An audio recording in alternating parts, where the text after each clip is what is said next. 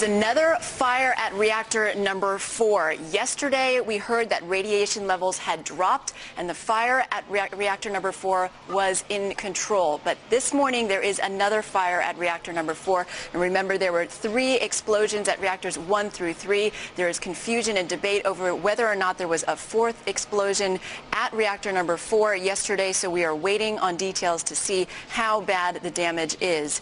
Adding to the emergency, aftershocks continue. There have been over 400 since March 11th. Last night there was a 6.2. This morning a 5.7. There have been remarkable stories about the fight for life, of loss, and of survival.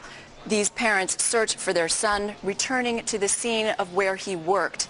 In these areas, in the evacuation centers, there's little food. Some survive on 1 rice ball and a bowl of warm soup. The elderly need medication for diabetes and high blood pressure, and the shelters are short nurses and doctors.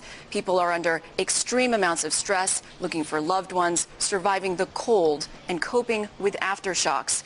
And there are amazing stories of survival. This man in his 20s was pulled from the rubble after 96 hours with a leg injury.